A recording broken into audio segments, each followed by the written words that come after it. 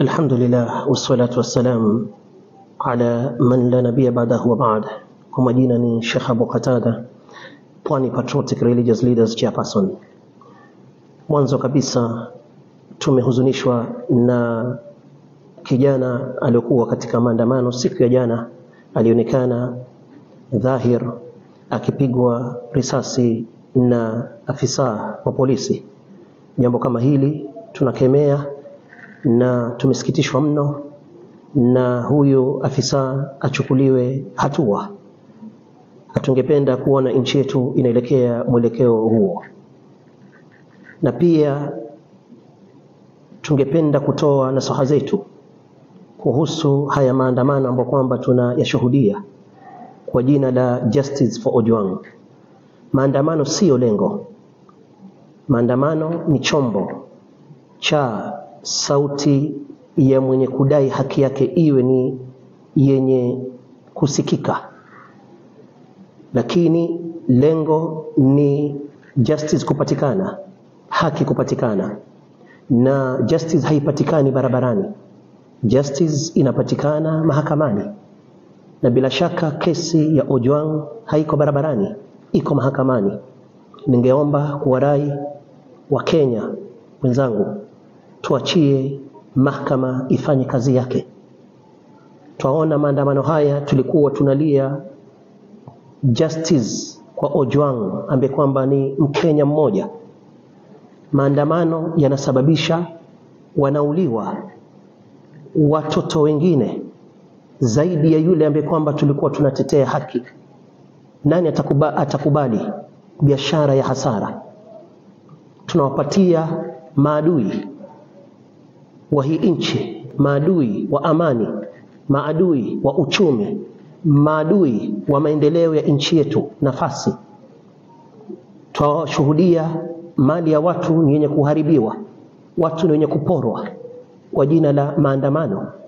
Hatungependa, na tusikitishwa sana tena sana kusikia baadhi ya watu kusema kuwa maandamano yatafanyika kila siku katika mji wa Nairobi. Hili si jambo ambalo kwamba linaingia akilini. Mji ambao kwamba ni mji mkuu wa taifa letu, capital city ya nchi yetu. Tunataka kuonyesha nini nchi za nje kuhusu nchi yetu? Tuna dhamiri gani? Tuna dhamira gani na nchi yetu? Tuseme kuwa maandamano yatafanyika kila siku ikiwa una haki ya maandamano. Pia kuna yule mtoto ambaye kwamba umemzuia kwenda skuli, ana haki ya kupata masomo. Mwanabiashara anayelipa uchumi ana haki ya kufanya biashara yake. Mbona haki zote zisimamishwe kwa ajili ya haki yako wewe ambaye kwamba unataka maandamano kila siku? Hili ni jambo ambalo kwamba tungenasihi serikali isikubali, kwa sababu amani ni yetu sote. Sote tuko ndani ya jahazi, aidha tufike salama sote ama tuangamie sote. Na ni jambo ambalo kwamba hatuwezi tukakubaliana nalo kama viongozi wa kidini. Na kwa masikitiko makubwa, walokuwa majaji wakuu wa hii nchi wastaafu David Maraga na Willy Mutunga, tungetarajia nyinyi ndio muwe front line kuhubiri amani, kuelekeza nchi, lakini nyinyi ndio muonekana mnapalilia jambo kama hili.